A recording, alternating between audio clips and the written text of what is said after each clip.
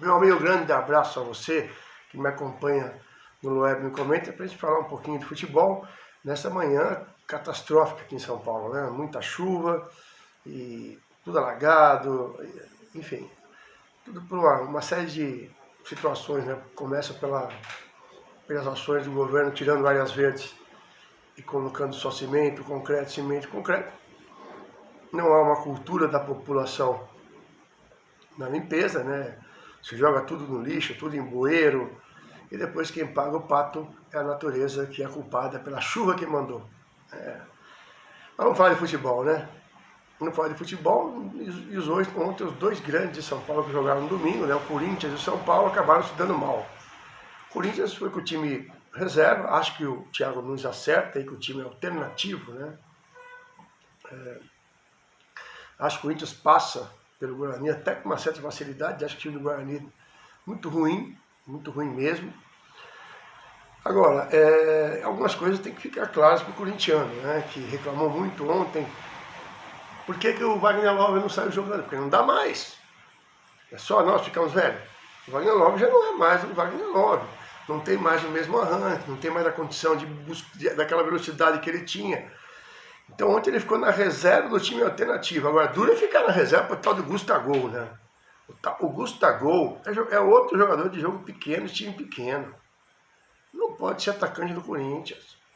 Esses caras ficam reclamando, não tenho chance, então não dá para jogar, não tem a menor condição. Jogador que não tem, a camisa é muito pesada para ele.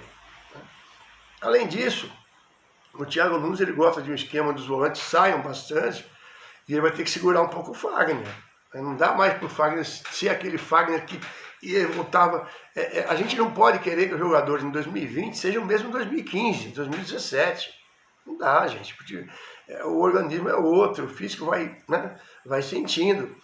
Então o Corinthians vai ter que fazer alguns ajustes em alguns jogadores para esse esquema do Thiago Nunes, né?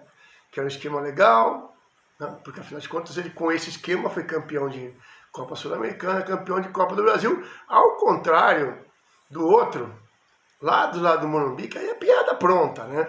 E você tem que ler umas coisas na internet de alguns comentaristas, né? Olha, temos que reconhecer a coragem do Diniz. Porra, o torcedor de São Paulo tá puto. Que coragem? Aí tirou um zagueiro e botou um atacante e botou um... Quanto foi o jogo? Que posição que o seu Diniz deixou o Fluminense quando ele saiu de lá? Que posição que ele deixou o Atlético Paranaense? Ele só está no São Paulo porque Daniel Alves, que pelo jeito manda mais que o Leco, e que achou um gol ontem, né? Porque ele não chutou a bola no gol, ele foi lançar para a área, mas bateu no cara e foi... Pode perceber, ele tenta lançar a bola. Tenta lançar a bola para a área e acaba fazendo gol. Então, o torcedor de São Paulo está muito bravo com o pouco futebol apresentado pelo São Paulo. E eu ouvi ontem uma crítica que eu achei bastante interessante, né? O São Paulo está ficando com um time muito veterano para jogar em campo pesado, né? Será que você pode jogar com Hernanes e Daniel Alves no campo pesado? Não sei. É uma ótima pergunta. Você tem que entender que são dois jogadores que já estão na fase, não decadente, né? Mas na fase de derradeira da carreira, iniciam um processo, né, de encerramento de carreira, já não são mais os mesmos. O Hernanes não é mais o Hernanes de 2012 que nem o São Paulino queria, não tem condição. Daniel Alves também veio para o meio porque não dá mais para aguentar a molecada na ponta, ele fica com 40 anos de idade, não dá para aguentar. Então, o que nós temos, como o Zé Roberto fez no Palmeiras, o que nós temos na verdade é uma visão do torcedor de São Paulo que começa a ficar preocupado com o pouco rendimento do time, né? Eu conversei na quinta-feira com o diretor de São Paulo e ele falou assim, realmente a arbitragem contra o Novo Horizontino foi muito ruim, né? Prejudicou o São Paulo. Mas qual é o esquema do São Paulo? Que esquema é? Todo mundo para frente? Quer dizer, dá para acreditar que o São Paulo possa ir longe na Libertadores? Aliás, dá para acreditar que o Corinthians possa ir longe na Libertadores? Aliás, dá para acreditar que o Palmeiras possa ir longe na Libertadores? E, aliás, dá para acreditar que o Santos possa ir longe na Libertadores? Tá feia a coisa, amigo. Tá feia a coisa para o torcedor paulista que esperava mais dos seus dirigentes nesse começo de temporada. Bota o like aí, não esquece não, cara. Até a próxima.